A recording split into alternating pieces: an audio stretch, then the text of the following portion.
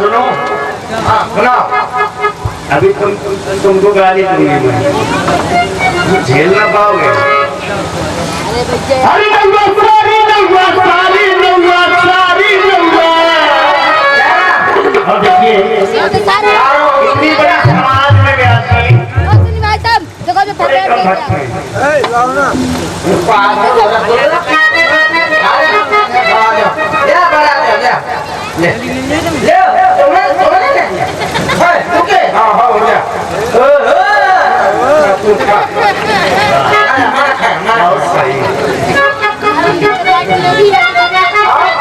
अरे नंबर सारो रोवे चले खेत से ले जा रहे हैं।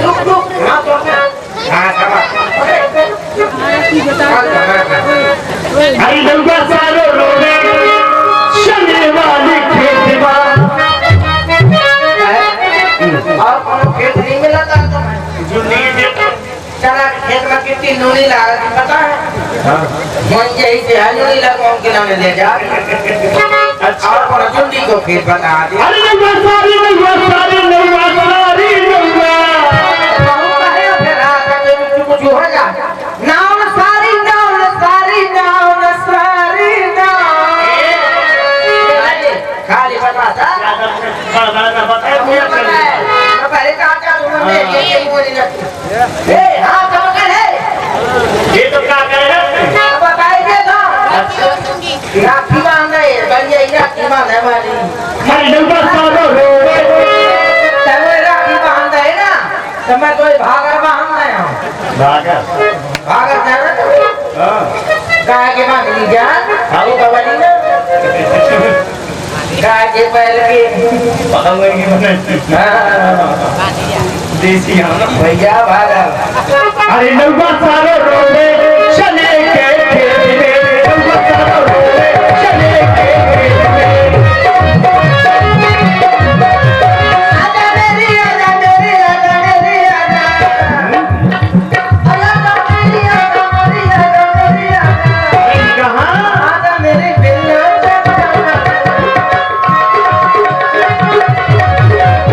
वो चने के खेत में मैंने पायो पैसा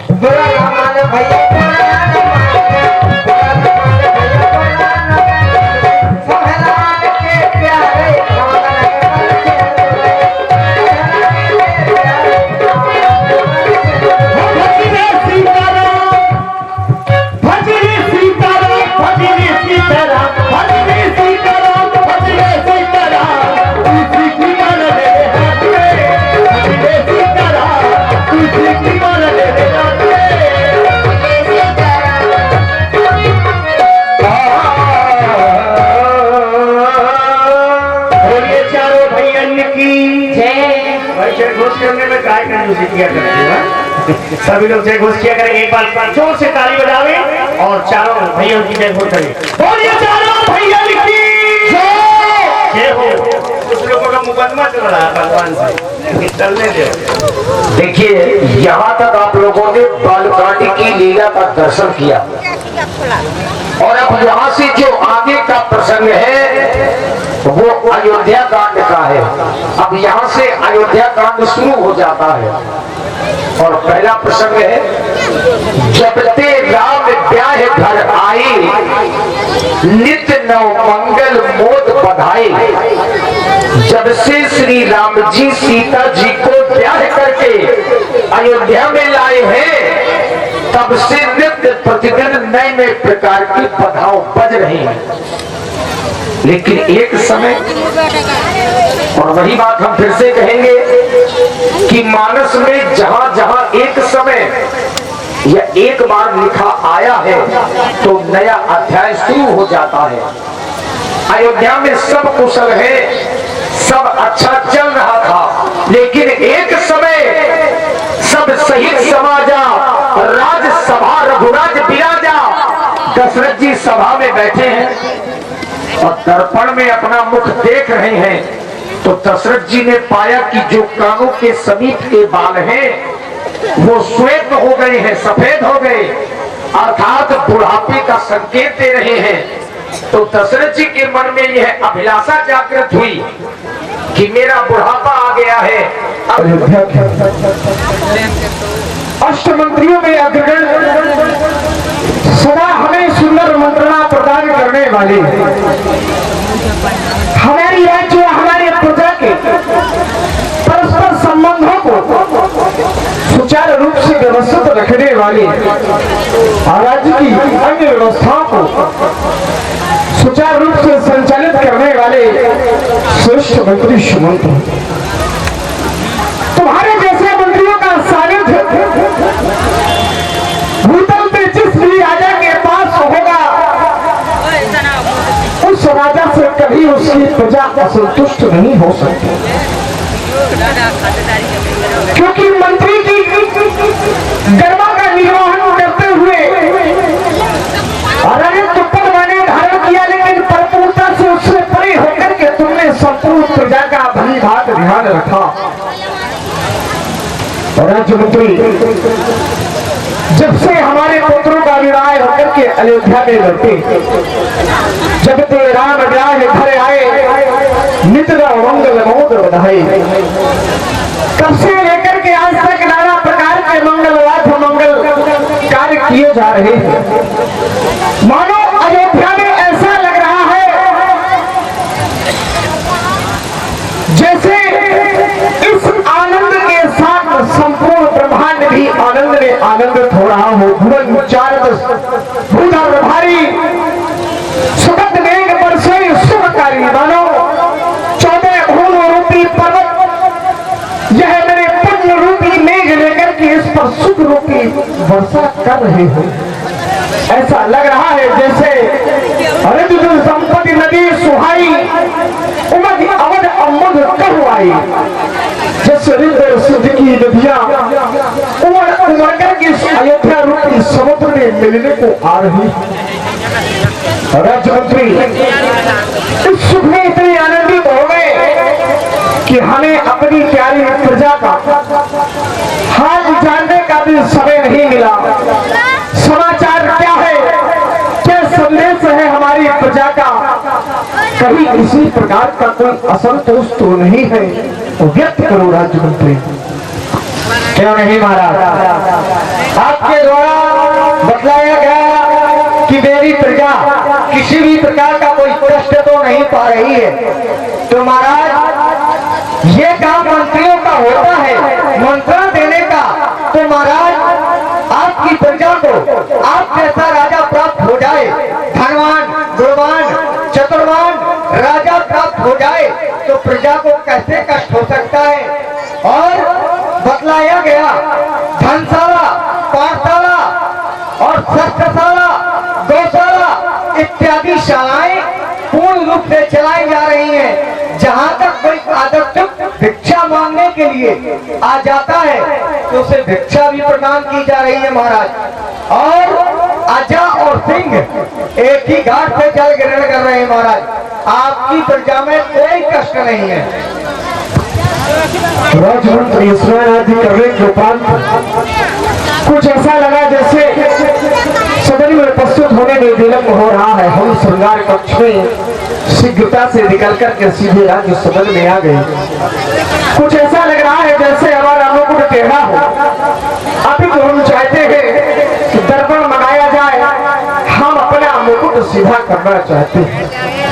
और जो ही महाराज श्री दशरथ जी ने दर्पण में अपना मुख देखा, लाए सुभाई मुकुरी कर लीना,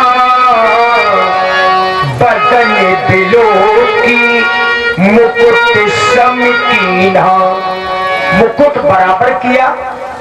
तभी दशरथ जी का ध्यान श्रवण सभी पे भये सिद्ध के साथ, मनहु जरठ पनु असी ओट देसा।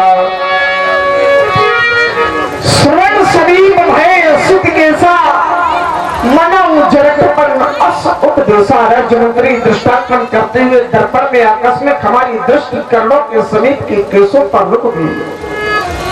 जैसे हमने देखा कि हमारे कर्णों के शरीर के केस कुछ श्वेत हो रहे हैं, मानो ऐसा लग रहा है जैसे समय हमें संकेत कर रहा है कि दशरथ, अब वह तुम्हारा समय आ गया जिस समय तुम्हें यह राज्य कार्य छोड़ करके परमात्मा के ध्यान में लीन हो जाना चाहिए। ऐसा लगता है जैसे हमारे जीवन का वह ग्रीष्म काल प्रारंभ होने जा रहा हो। समय समय ग्रीष्म काल आकर के हमारे समय को उस परमात्मा के आनंद की अनुभूति की समय के साथ जोड़ रहा हो। जैसे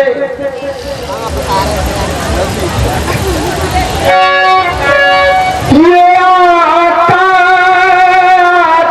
है कृष्ण काल और सदैव संतरित जाती है। करुणाए पड़ गई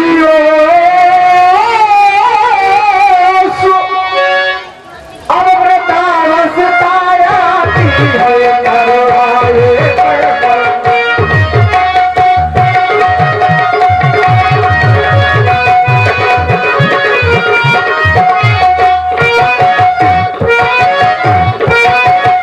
राजमंत्री हमारे जीवन की वो काली मतवाली रातें चली गई। कैसे काली मतवाली रातें गई,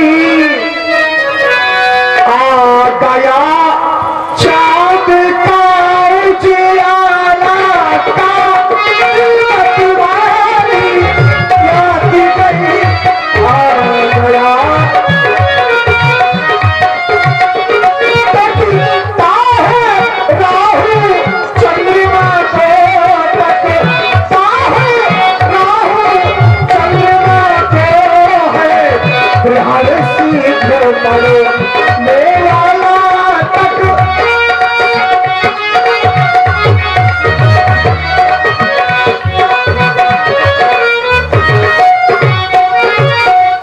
क्योंकि मंत्री हमने न जाने अपने समय में ये मेरा यह तेरा करते करते मेरा मेरा करते करते दिन जैसा दिन ढलता है। और ऐसा लगता है जैसे हमारे के समय की बदली ने कुछ अपनी रंगत बदल दी हो। कैसे बदली ने रंगत बदली है, बदली ने रंगत बदली है। सूरज पश्चिम को चलता है, बदली ने रंगत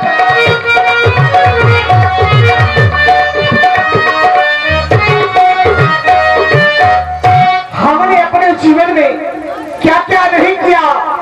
परसों कर जाइयो दुस्तल में, परसों शिकार में लग रहा।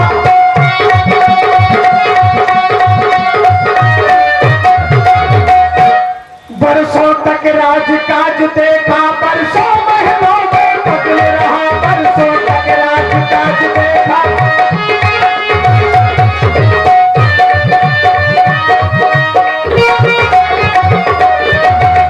देखिए राज्य मंत्री समय कुछ ऐसा संकेत कर रहा है, कह रहा है अब छोड़े छाड़ झूठे झगड़े,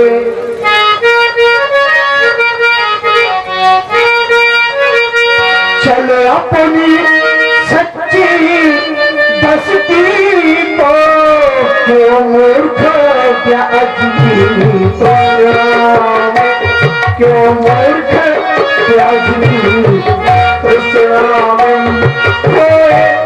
देता है पूजी तो, क्यों मूर्ख त्यागी।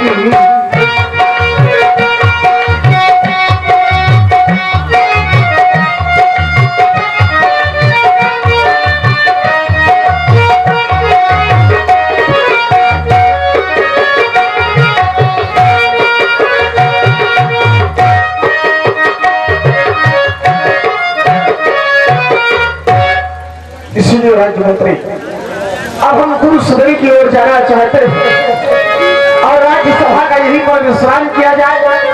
गुरुदेव भगवान के पावन दर्शन पाकर के आगे मार्ग वहीं से प्रशस्त होगा जैसे उनका आदेश होगा। यह विचार और आन नृप सुदिन सुसर पाई, प्रेम पुलक तन मुदित मन, गुरु ही सुनायो जाई।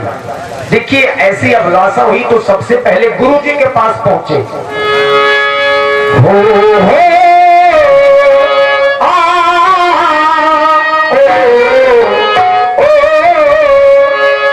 रात ढलती नहीं, दिन भी निकलता नहीं, उसकी मर्जी बिना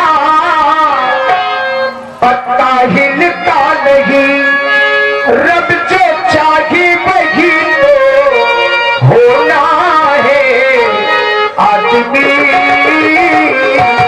खिलौना है, आदमी खिलौना है।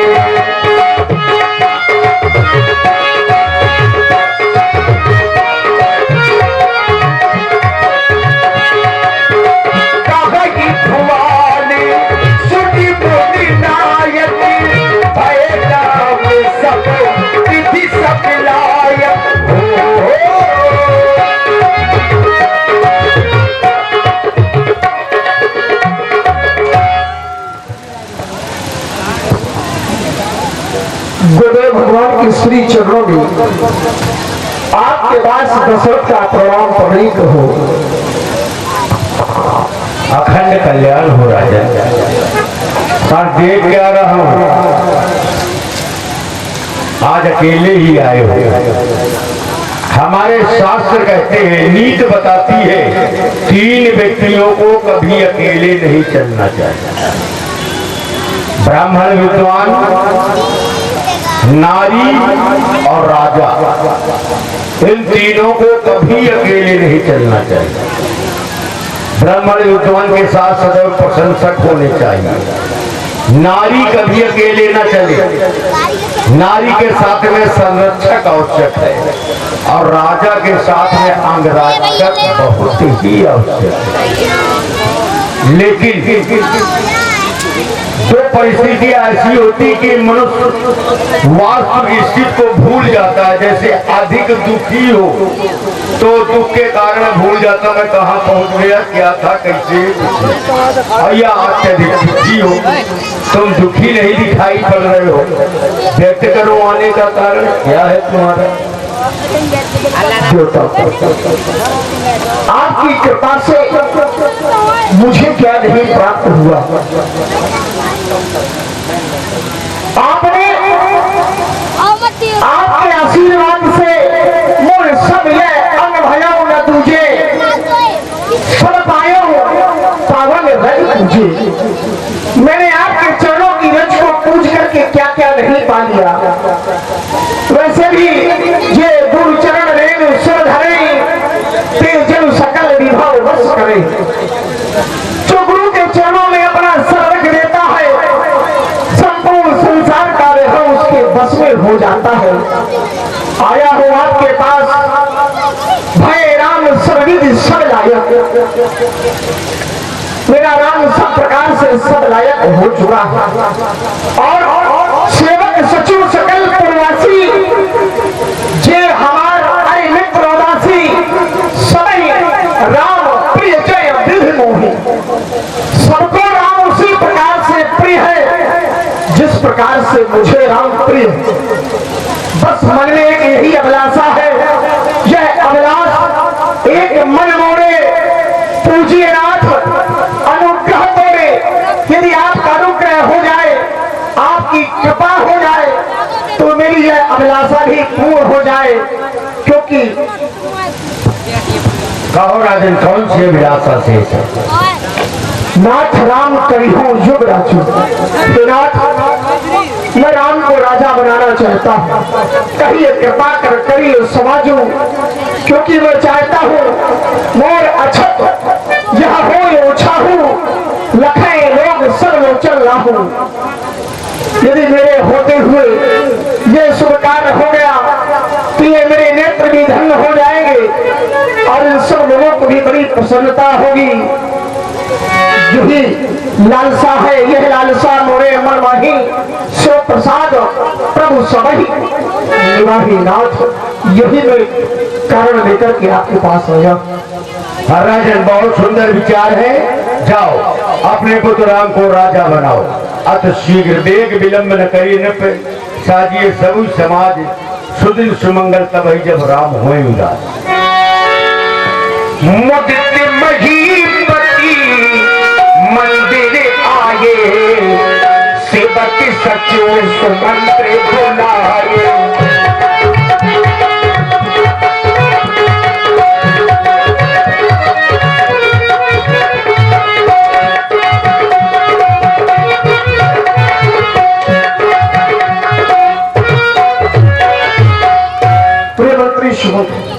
महाराज गुरुदेव भगवान के पास जाकर के मैंने जब अपना अनुग्रह उन्हें बताया, तो उन्होंने कहा यह तो बड़ा सुंदर कार्य है, जो पांचे मत लागे मीठा, करो हरस ये रामई टीका। मैंने अपना मत दे दिया। तो मंत्री मंडल का भी मत चाहता हूँ कि आखिर तुम लोगों का इसमें क्या मत है, क्या चाहते हो? क्या राम को राजा बनाया जाए? पहली बात तो ये है, ऐसे राजा की तो करोड़ों वर्ष उम्र होनी चाहिए, जो राजा के जीवन में ऐसे विचार आए। और हमारा मंत्रियों का भी यही मत है कि राम जी को युवराज पद दे दिया जाए। तो मंत्री लोगों के द्वारा भी मुझे सर्वसम्मति और मत प्राप्त हो गया। चाहता हूँ अयोध्या की संपूर्ण प्रजा से भी एक बार जान लिया जाए, क्योंकि अभी तक हमारे राज्य में राजतंत्र चलता चला आ रहा है। उत्तराधिकारी के रूप में राजा बनाए गए, लेकिन आज से हम अपने राज्य की शासन व्यवस्था को परिवर्तित करते हैं और अब इस अयोध्या में प्रजातंत्र की स्थापना करते हैं। प्रजा की जैसी राय होगी वैसा ही कार्य किया जाएगा। चाहे समग्र प्रजा से पूछ करके बताओ, क्या सबकी राय है कि राम को राजा बनाया जाए? भाई कितने लोग चाहते हैं राम जी को राजा बनाया जाए? ईमानदारी से हाथ उठाना। जितने लोग ना चाहते हो वो ना उठाना। माताएं जाने कितने लोग चाहते हैं कि राम जी को राजा बनाया जाए? ईमानदारी से बिल्कुल। यदि रामो राज्य चाहते हो तो ना उठाना, और राम राज्य चाहते हो तो उठाना।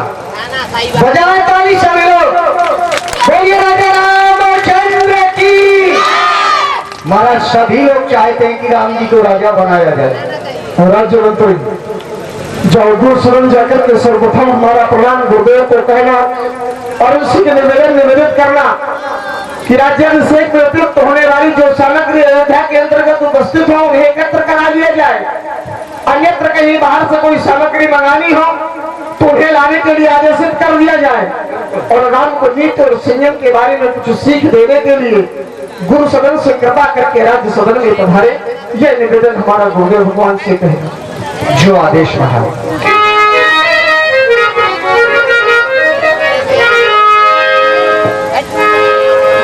हर शिवली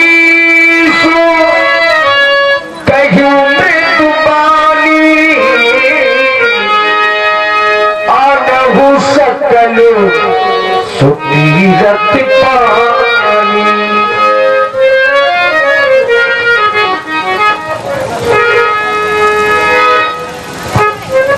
गुरुदेव के चरणों में श्रीमंत का प्रणाम स्वीकार हो, अखंड कल्याण हो।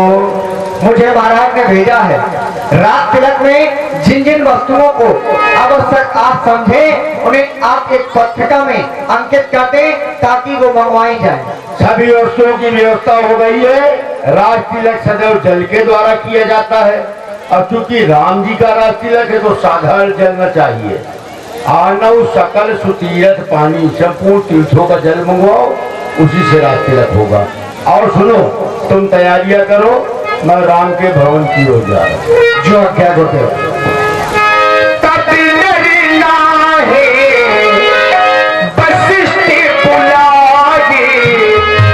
राजा बनने से पहले कुछ नियम संयम करने होते हैं और नियम संयम बताने के लिए वशिष्ठ जी राम जी के गृह में गए। कभी डरना है वशिष्ठ बुलाए, राम धाम सिख दे नो पठाए, राम धाम सिख दे नो पठाए।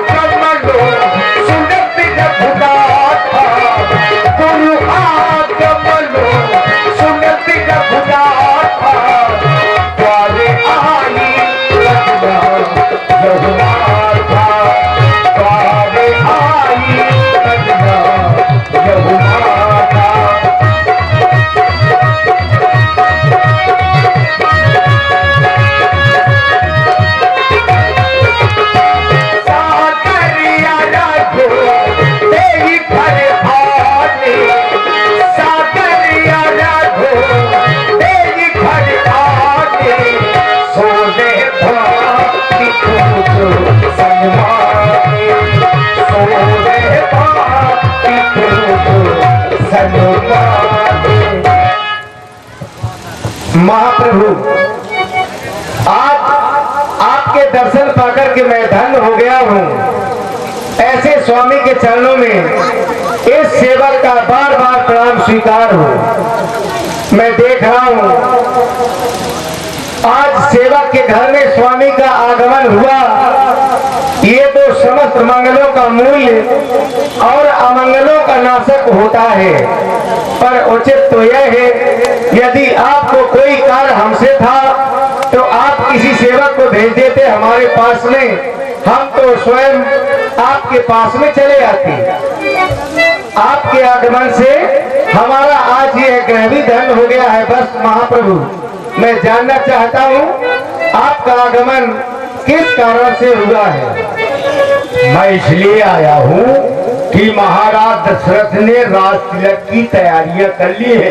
राव सदैव अभिषेक समाजू, चाहत देन तुम्हें ही युवराजू, तुम्हें युवराज बनाना चाहते हैं। और मैं तुमसे कह रहा हूँ कि राम करो सब संयम आजू, जो विद कुशल निवाहे काजू। आज समस्त नियम संयम का पालन करो, जिससे विधाता प्रसन्न होकर इस कार्य को संपन्न करे। तुम्हारा अखंड कल्याण। मैं आपकी आज्ञा का पालन करूंगा महाप्रभु। और देखिए, इधर जितने अयोध्या के लोग हैं सब कह रहे हैं कि सकल कहीं कब हुई है काली, यानी कल का समय कितने जल्दी आ जाए। लेकिन कुछ ऐसे भी लोग हैं जिन्हें अयोध्या का बधाव बिल्कुल नहीं अच्छा लग रहा। उसी प्रकार से जैसे चोरों को चांदनी रात अच्छी नहीं लगती, दिन ही सुहाए ना अवध बढ़ावा, और चोरे ही चंदन रात न भावा। और वो कौन लोग हैं? देवता लोग हैं।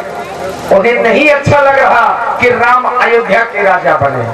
आइए एक एक कैसे डांस देख लीजिए, इसके बाद आपको प्रसंग से जोड़ रहे हैं। हाँ, आइए।